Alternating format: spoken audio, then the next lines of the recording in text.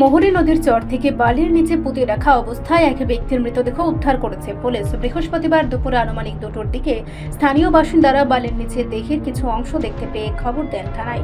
সংবাদ পেয়ে ঘটনাস্থলে পৌঁছান বাইখোরা থানার ওসি, বিলোনিয়া থানার ওসি এবং শান্তিরবাজার মহকুমা পুলিশ আধিকারিক বাপ্পি দেববর্মা। পরে ফরেনসিক টিম ও ডগ স্কোয়াডের সহায়তায় বালির নিচ থেকে সম্পূর্ণ দেহটি উদ্ধার করা হয়। পুলিশ সূত্রে জানা গেছে, মৃত ব্যক্তির নাম জৈন চন্দ্র উচাই, বয়স 65 বছর। তিনি রতনপুর এডিসি ভিলেজের শরৎচন্দ্র উচাই পাড়ার বাসিন্দা। পরিবার জানায়, গত 16 নভেম্বর থেকে তিনি নিখোঁজ ছিলেন। মৃতদেহটি ময়নাতদন্তের জন্য পাঠানো হয়েছে। ময়নাতদন্তের প্রতিবেদন হাতে এলে মৃত্যুর সঠিক কারণ জানা যাবে বলে জানিয়েছেন শান্তিরবাজার মহকুমা পুলিশ আধিকারিক বাপ্পি দেববর্মা।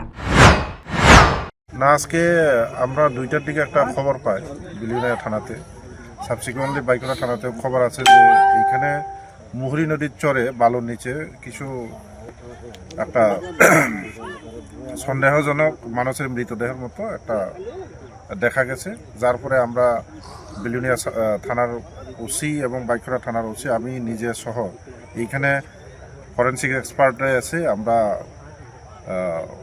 মাটি খনন করার পর দেখা গেছে যে এটা একটা মৃত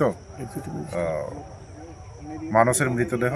তো একজন গ্রামের লোক এখানে গত 16 নভেম্বর থেকে মিসিং ছিল, নিখোঁজ ছিল।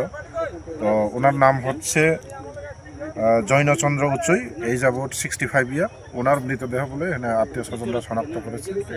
তা আমরা এটা পোস্টমর্টম করার পর দেখা যাবে যে লোকটা কী কারণে মারা গেছে, ওইটা আমরা একটা তদন্ত শুরু করছি এখন। প্রাথমিকভাবে তো কিছু বলা যাচ্ছে না, আমরা ডক্টর দিয়ে টিম অফ ডক্টর দিয়ে আমরা পোস্টমর্টম করাবো, এরপরে মৃত্যুর সঠিক কারণ জানা যাবে।